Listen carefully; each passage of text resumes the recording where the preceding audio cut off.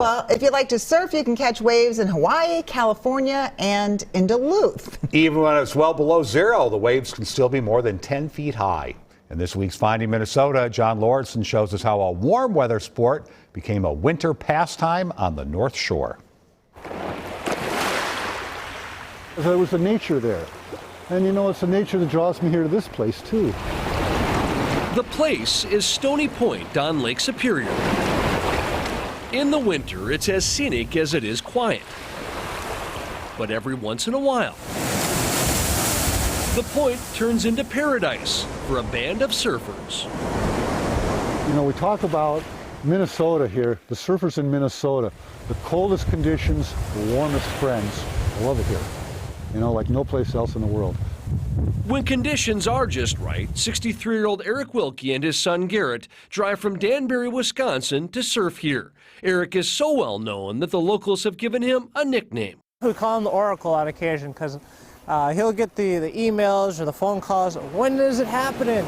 The problem is you may not know until the day of. Eric grew up in Southern California, where the waves are more predictable. He went to college in Wisconsin, met his wife, and settled down.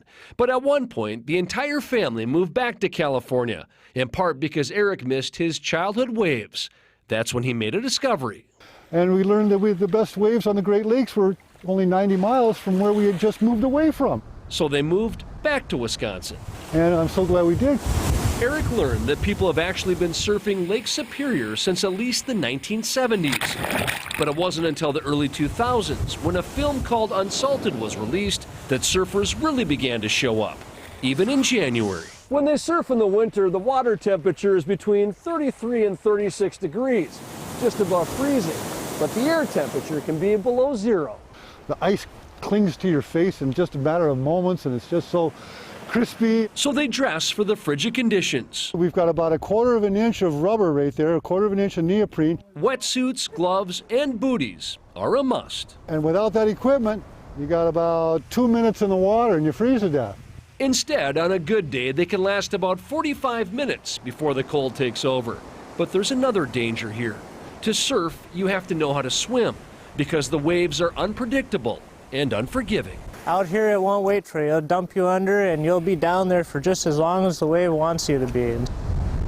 I start shaping that. It takes a day to shape a board. Dave Rosfold helps eliminate some of the risk. A few years ago, he caught an entrepreneurial wave and began making surfboards for Great Lakes surfers. Now he makes about $150 a year for people across the country. It's otherworldly. It's very special. We're kind of pinching ourselves all the time out there that we're doing this in our backyard. It's hard to believe for a lot of people, but not for Eric. He's surfed everywhere, but his favorite wave to catch is the one in his own backyard. The childlike feeling that everything else in the world goes away, and all you're doing is focused on riding that wave and feeling that the smoothness and the connection with the nature for that moment. Doesn't last but a few seconds, but oh, it's a memory of lifetime. On Lake Superior, John Lauritsen, WCCO 4 News. I love how into it he is, because it's kind of crazy, right? I mean, to think about that. Eric says that they go out in pairs and they'll surf on private property with the permission of the landowner. And he spends a lot of his time keeping an eye on the National Weather Service, because he says that the best waves come after a storm clears.